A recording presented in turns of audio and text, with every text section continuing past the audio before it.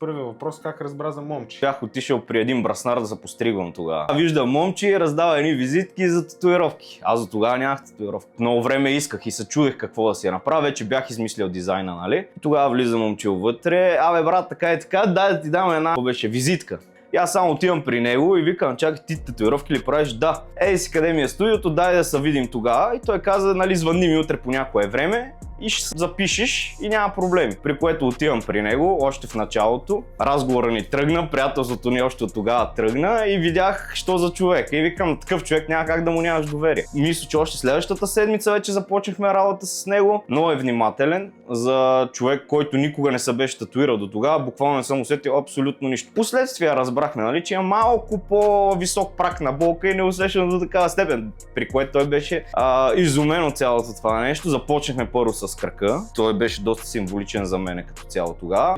Минаха са няколко месеца, нали? Ние си поддържаме връзка с него. Много готин човек. И реших тогава, че трябва да си направя и следващата татуировка. Като в началото му бях казал, нали, правим една и това ще бъде. Повече няма да има. Разбираме се за проект, който ще направим. И в продължение, мисля, че на 2 седмици горе-долу беше готов целият проект и бях супер доволен от това цялото нещо. Ами ръкава като цяло е свързан с гръцка митология. Човек какво чувства в себе си, че има, че носи, може да се види тук отгоре. Римската история, която е, защото на мен много ми пасва като цяло тяхната култура от едно време още. Трябва да помниш нещата, които си преживял в живота си.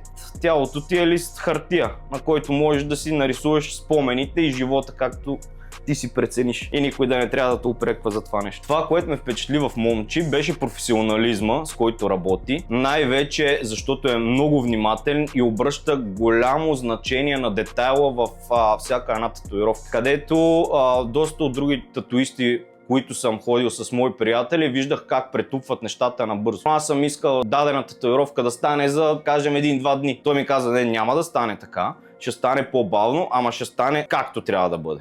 Така че като го видиш да се изкефиш и всеки ден, в който го видиш, да ти харесва това нещо. Да, разбира се, че би го препоръчал, но това е лично решение за хората и те сами трябва да решат със сигурност дали искат. Оттам нататък вече професионализма го оставяме на него.